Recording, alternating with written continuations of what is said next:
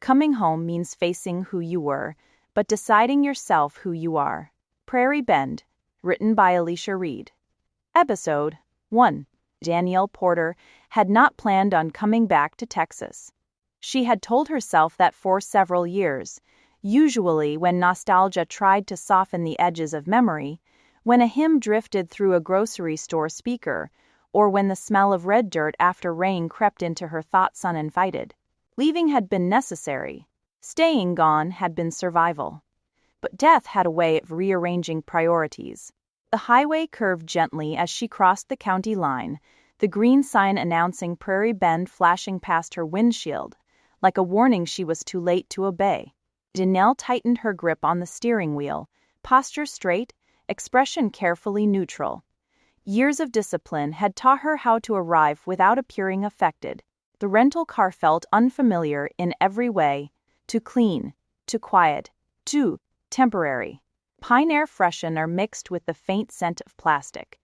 Nothing about it belonged to her, but the land did. Prairie Bend stretched wide beneath a pale winter sky.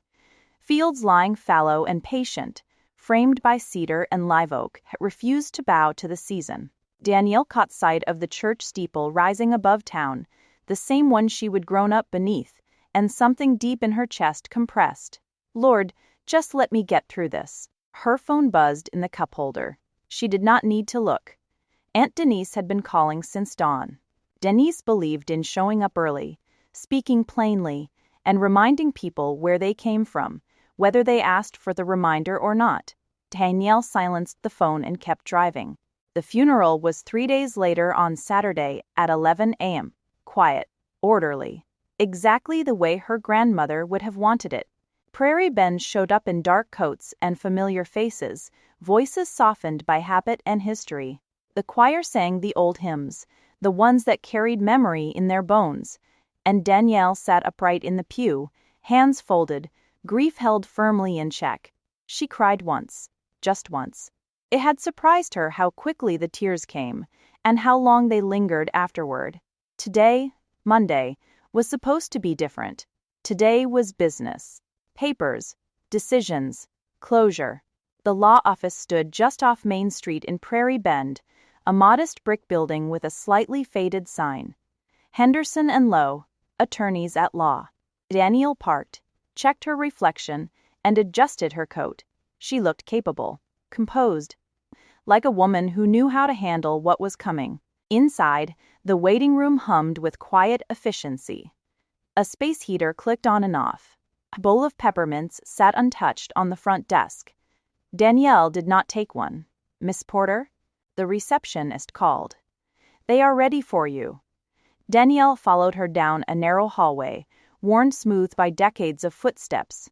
As they passed an open doorway, a voice drifted out, low, steady, unmistakably familiar. Her steps slowed. The conference room held the weight of Prairie Bend's unspoken expectations. Aunt Denise sat at the far end of the table, purse clutched close. Her cousin Kendra sat beside her, eyes rimmed red. Mr. Lowe stood near a stack of folders. Near the window stood a man Danielle had not prepared herself to see. Reggie Brooks. Prairie Bend had stayed in him, in the breadth of his shoulders, in the steadiness of his stance. He turned as she entered, gaze calm, unreadable. "Danielle," he said. "Test her name.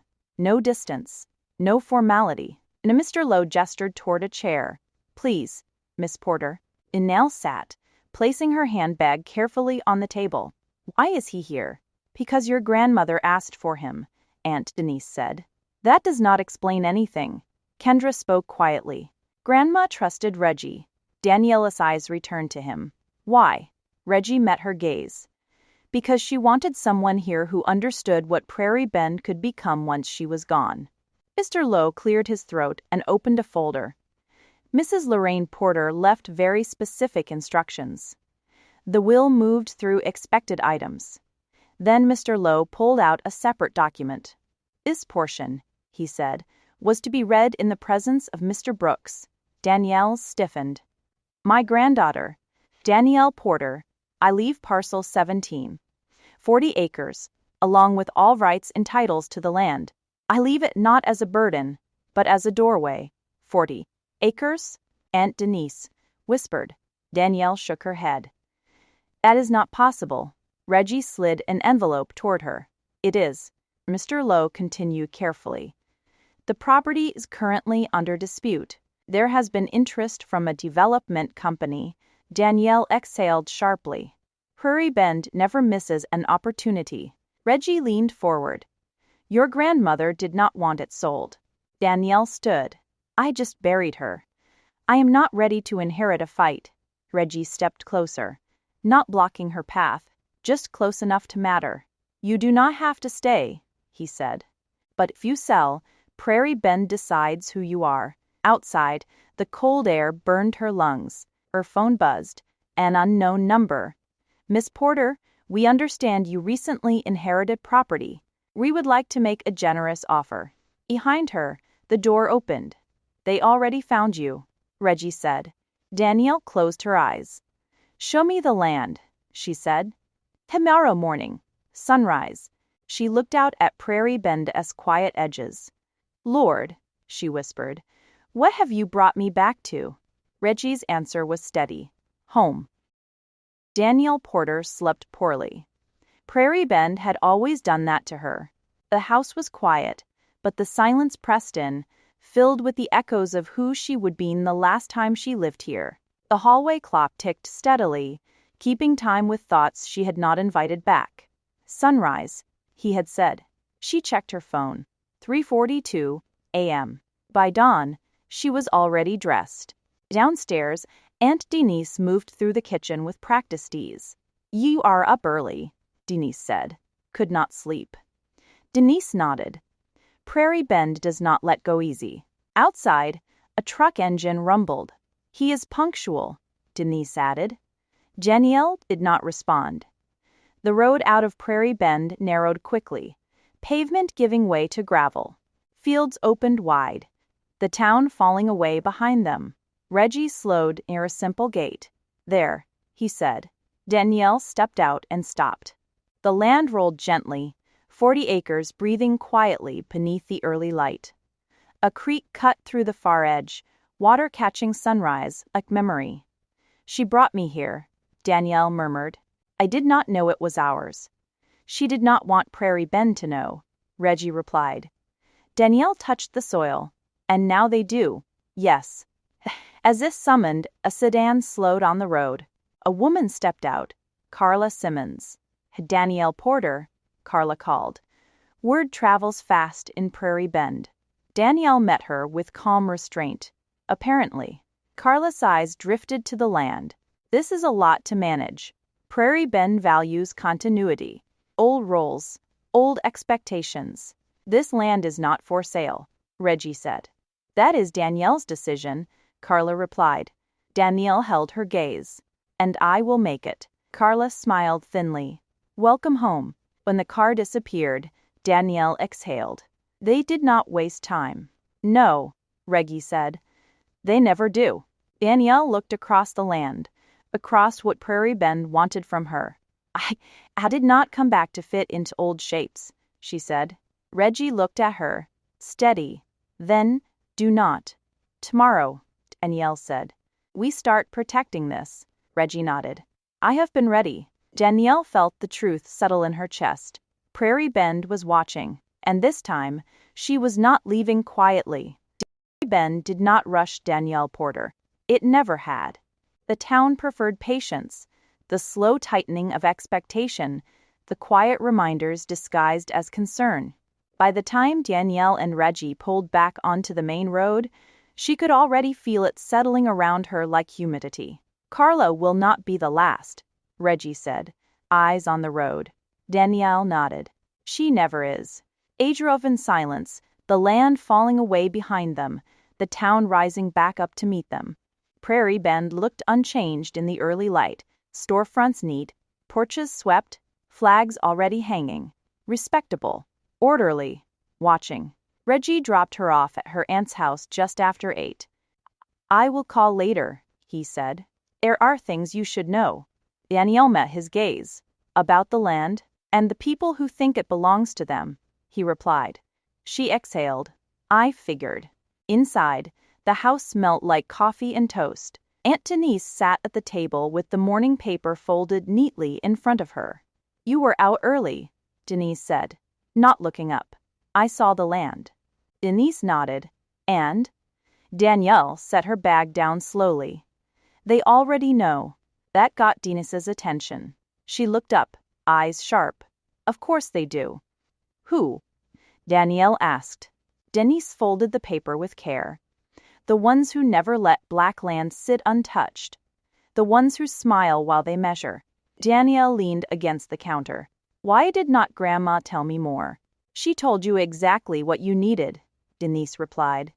"She knew Prairie Bend would test you the moment she could not stand between you and them anymore." Danielle swallowed. The phone rang before she could ask another question. Denise answered it, listened, then handed it to Danielle without comment. "Danielle Porter," a familiar voice said. "It is Pastor Thomas." Danielle closed her eyes briefly. "Good morning, Pastor. We were hoping to see you at service this Sunday," he continued. "It would mean a great deal to the congregation." "You mean to the town," she mused internally. "I am still settling in," Danielle said carefully. "Of course, but people are curious. They would like to welcome you properly." Danielle heard what was not being said. "I will consider it," she replied. After she hung up, Denise shook her head. "I want to see which version of you showed up." Danielle's jaw tightened. "I am not an exhibit." "No," Denise agreed. "Prairie Bend likes reassurance." Later that afternoon, Danielle walked into town alone. She needed to feel the place without Reggie beside her, without protection or buffer. Main Street greeted her with familiar nods and cautious smiles. Danielle Porter. She turned to see Mrs. Caldwell standing outside the pharmacy, hands clasped like she would been waiting. "It is good to see you back," Mrs. Caldwell said warmly. "Your grandmother was such a pillar here." Danielle smiled politely. She was. Mrs. Caldwell leaned closer. "We are all praying you will honor her memory." Danielle held her gaze. "I'll intend to." The woman nodded, satisfied, for now. By the time Danielle reached the coffee shop on the corner, word had already spread. Conversations paused as she entered, then resumed in lowered tones. She ordered coffee and took a seat by the window, watching Prairie Bend reflect itself back to her. She saw it clearly now. They remembered the girl who left quietly, the one who did not argue, the one who did not claim space. They were waiting for her to settle back into that shape. Her phone buzzed. "Reggie, you okay?" "Danielle, I see it now." "Reggie, good." Seeing is half the fight. She stared out the window as a truck slowed across the street, then moved on. She was not naive. Prairie Bend would try again. Through church, through courtesy, through pressure, dressed as tradition. They would ask her to soften, to defer, to remember her place. Danielle took a slow sip of her coffee and felt something steady rise in her chest. She had not come back to argue with the past. She had come back to decide what stayed. And this time, Prairie Bend would have to learn the difference. Danielle Porter left the coffee shop, with the taste of coffee and caution on her tongue. Prairie Bend had not done anything loud. Nothing she could point to and call an attack. That was its talent, pressure wrapped in politeness, control dressed as concern. She walked a blocks before her phone buzzed again. "Aunt Denise, Pastor Thomas called me too. Do not let them corner you." Danielle stared at the message for a moment, then typed back, "Danielle, I will not." But she knew the truth. Prairie Bend did not corner you with force. It circled you with familiarity until you were standing in a place you had not chosen. By the time she reached her aunt's porch, she could see Denise inside through the window, moving around the living room like she was preparing for company. Danielle opened the door. "What is going on?" Denise did not look up. "You are going to church." Danielle froze mid-step. "Excuse me." Denise turned, eyes sharp but not unkind. "Pastor Thomas called. Again. He is coming by tonight to check on you." Danielle let out a slow breath. "I did not invite him." "You do not have to," Denise said. "In Prairie Bend, the church believes it owns grief." Danielle set her purse down. I'm not in the mood for performances. Denise nodded once, like she respected that. Then do not perform. But do not disappear either. That is how they start narrating your life for you. Daniela's jaw tightened. I left that behind. And you came back, Denise replied, quiet but firm. So they are going to test if you still belong to them. Danielle leaned against the doorway, the old anger rising. Hot, quick, familiar. Belong. Denise softened, just a fraction. Baby, I am not saying you do. I am saying they think you do. A knock sounded at the front door before Danielle could respond. Dennis's gaze flicked toward it. That will be Reggie. Daniela's stomach tightened. Why would he? Another knock. Then a voice, low through the wood. Denise. Danielle. Danielle did not move for a beat. She hated that her body recognized him faster than her pride did. Denise opened the door. Reggie Brooks stood on the porch holding a folder and a set of keys on a ring, his expression calm, like he would already decided not to argue today. I did not mean to interrupt, he said. You are not, Denise replied, stepping aside. Come in. Danielle stayed where she was. What is that? Reggie held up the folder. Copies of what your grandmother kept. Tax records. Title documents. Notes. Danielle blinked. You have those. I have them stored, he said, and something careful entered his voice. Like Mrs. Lorraine asked me to. Denise walked back toward the kitchen, leaving them standing in the living room with space and tension between them. Reggie set the folder gently on the table. I should have brought this earlier. I did not want to overwhelm you. Daniel's laugh was short and humorless. You did not want to overwhelm me? Reggie's jaw flexed once. Danielle. She hated how her name sounded when he said it, like he still knew something about her she had not given him permission to know. You should have warned me, she said. About Carla. About Pastor Thomas. About how fast the developer found me. I tried, Reggie replied. In the conference room. No, Danielle said sharply. You told me they would come. You did not tell me how they would come. Reggie's eyes narrowed slightly. How did they come, Danielle? She stepped closer, the words pressing out of her like breath. Through church invitations, through welcome-back smiles.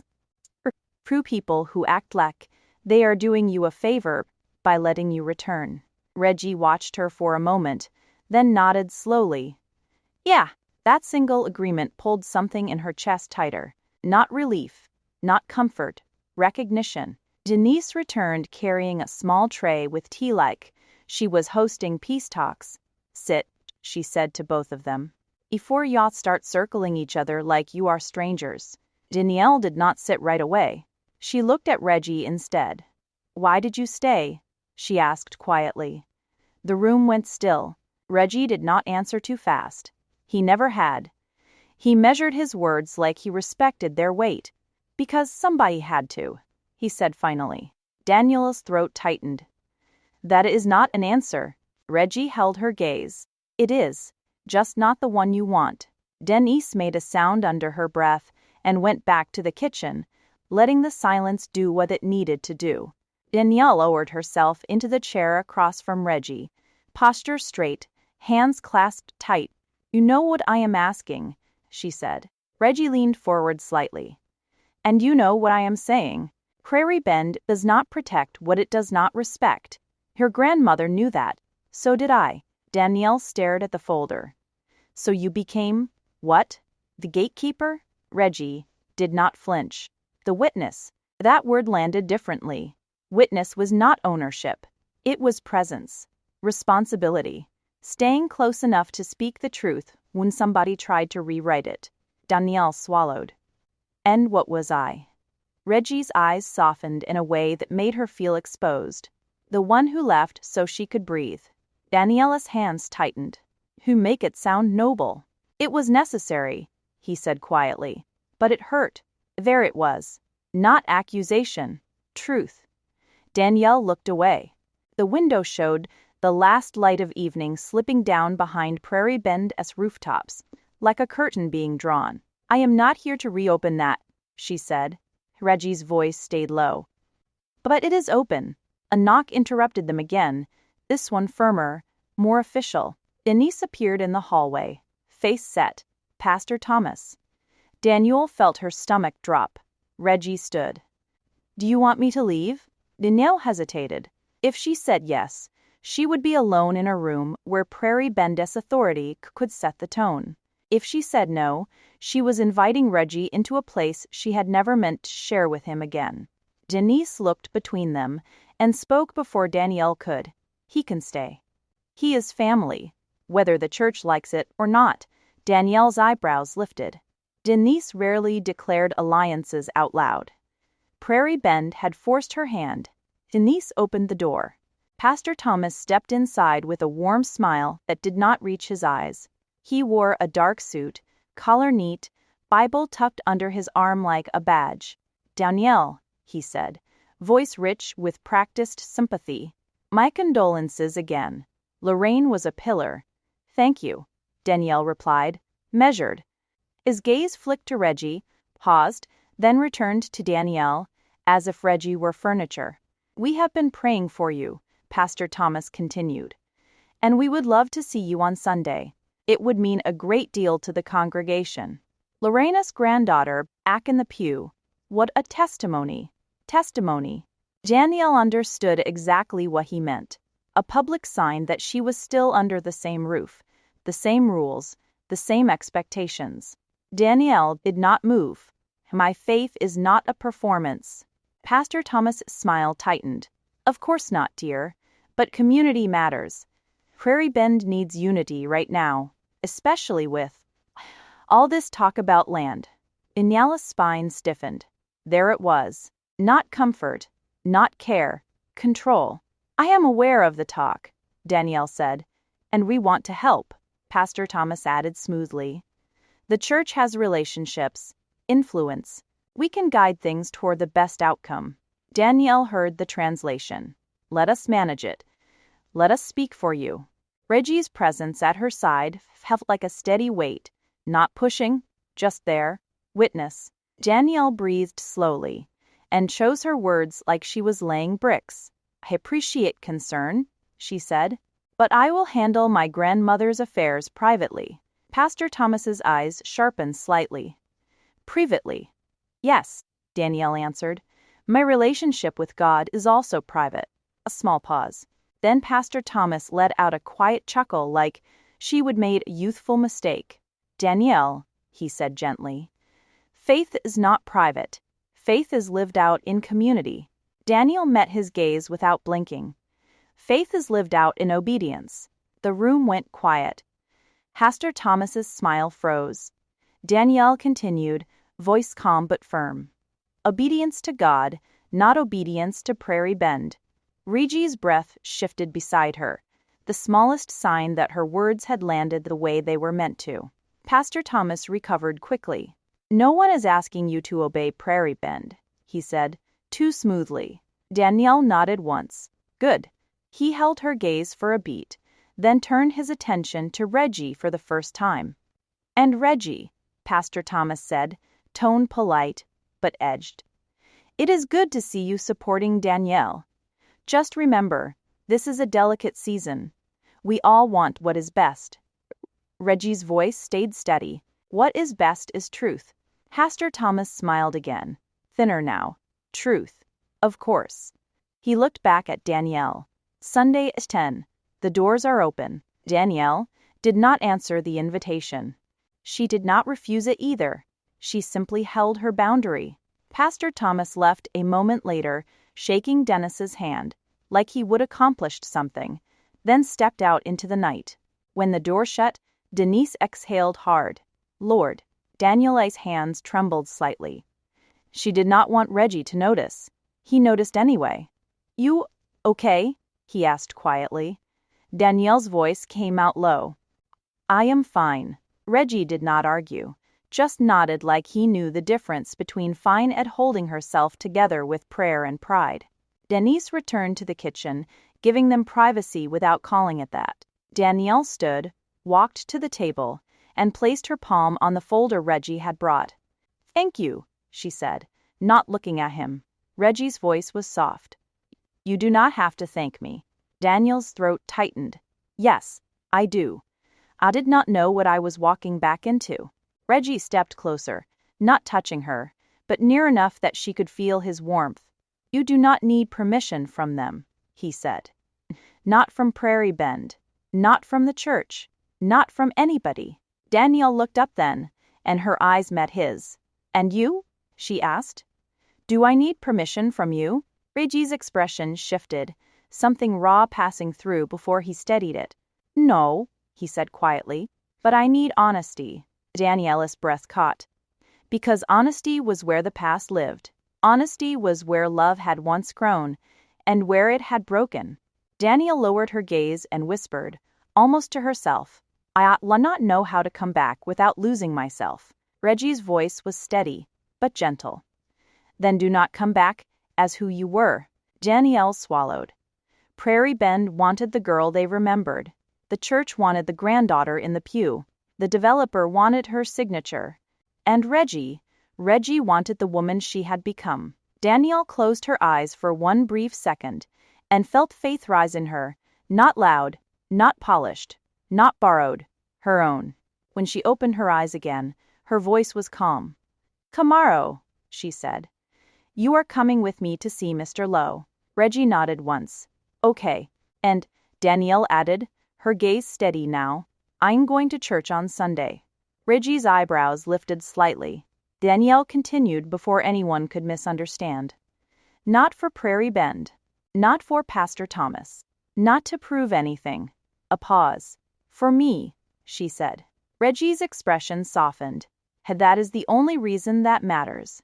Danielle turned away before the warmth in his voice could undo her. But as she walked toward the hallway, she felt it, clear as truth. Prairie Bend had started pulling, and she had started resisting. Danielle Porter slept, but she did not rest. The house settled around her the way it always had.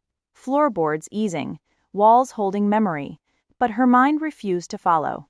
Words that had not spoken pressed against her chest, heavy as breath held too long. Reggie Brooks' voice stayed with her. You do not need permission from them. The truth of it had felt like relief. The cost of it felt like something else entirely. She rose before sunrise, moving quietly so she would not wake her aunt. The kitchen clock glowed faintly as she poured herself coffee, black and unadorned. Outside, Prairie Bend sat in that soft hour before the town decided who it would be for the day. Danielle stood at the window and let the morning light touch her face. She had said she would go to church. She had said Reggie would come with her to see Mr. Lowe. Two decisions, both deliberate, neither simple. Her phone buzzed on the counter. Reggie, I am outside. Danielle stared at the screen longer than necessary, then typed, I will be right there. They drove toward town without music. The quiet between them was not awkward. He was loaded. Danielle could feel the weight of everything that had not been said pressing in from both sides of the cab. You okay? Reggie asked finally. Danielle watched the road ahead. I do not know. He nodded like that was enough. The law office was already open, blinds half drawn as if it were trying not to be seen. Mr. Lowe greeted them with the same careful politeness as before, ushering them into his office and closing the door with deliberate precision. I will get right to it, he said, settling behind his desk. There has been movement. Danielle's stomach tightened. That was fast. It usually is, Mr. Lowe replied. The development company has filed preliminary paperwork. Nothing binding yet, but it starts a clock. Reggie leaned back in his chair, jaw set. How long? 30 days, Mr. Lowe said. To respond, contest, or negotiate. Danielle exhaled slowly. 30 days was not time, it was pressure. There is something else, Mr. Lowe added. Your grandmother placed a contingency clause on the land. It limits how it can be sold, but it also requires active management. Danielle frowned. Meaning Prairie Bend cannot claim neglect, he said. But you will need to show intent. Reggie's gaze shifted to her. Intent to keep it. Danielle nodded. I do. Mr. Lowe slid a document across the desk. Then this is the first step. Danielle signed without hesitation. Outside, the sun had climbed higher, and Prairie Bend was fully awake now. As they walked back toward the truck, Danielle felt it shift. The sense that something had moved from thought into action. Reggie opened her door, then hesitated. Church is in an hour. No, you do not have to. I said I would, Danielle replied. And I do not say things I do not mean anymore. Reggie studied her for a moment, something unreadable passing behind his eyes. Okay. The church parking lot was already filling when they arrived. Prairie Bend did not miss a Sunday. Danielle stepped out of the truck and felt eyes turn. Not openly, not rudely, just enough to let her know she had been noticed. Reggie walked beside her, close but not touching, his presence steady. Inside, the sanctuary smelt of polished wood and familiarity. Hymns played softly through the speakers as people took their seats. Danielle slid into a pew near the back. Reggie sat beside her. The service unfolded the way it always had, call and response, scripture read with authority, a sermon about unity and stewardship. It felt carefully chosen. Danielle listened without flinching. When the invitation came, she did not stand. She did not bow either. She sat, hands folded, faith, quiet and intact. Afterward, people approached slowly, offering condolences and smiles that lingered just a beat too long. You look good, Danielle. We have missed you. Your grandmother would be so proud. Danielle thanked them politely, refusing to shrink or perform. Pastor Thomas appeared near the aisle, his smile practiced. I am glad you came. So am I, Danielle replied. It was true. Outside, the sun was warm, the air buzzing with conversation. Danielle walked toward the steps and stopped. Reggie turned to her. You held your ground. I was not there for them, she said. I needed to remember what was mine. He nodded. And I did not lose it, she said quietly. They stood there for a moment, side by side, the noise of Prairie Bend swirling around them. Reggie, Danielle said. Yes, there are things I never said to you. His breath shifted. I did not leave because I stopped caring, she continued, voice low. I left because I was afraid of who I would become if I stayed. Reggie looked at her then, really looked.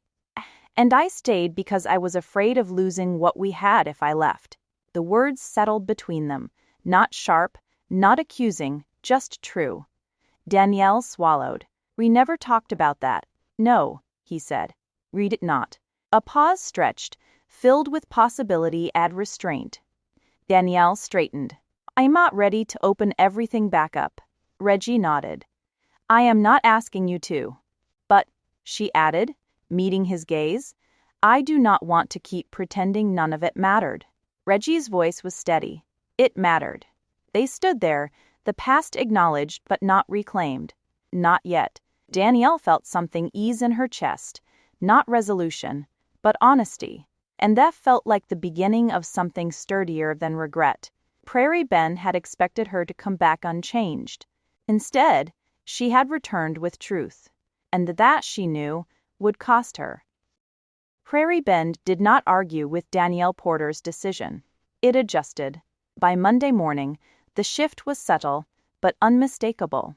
Phone calls went unanswered a little longer. Smiles came with questions tucked inside them. Ritza had once opened easily, now required explanation. Danielle noticed everything. She sat at the kitchen table with the folder from Mr. Lowe spread open in front of her, sunlight slanting across the pages like it was trying to warn her. Tax statements, survey maps, copies of her grandmother's careful handwriting in the margins. Her phone buzzed again. Unknown number. Miss Porter, we need to discuss Parcel 17. There is a matter that requires immediate attention. Danielle closed her eyes. The cost had arrived sooner than expected.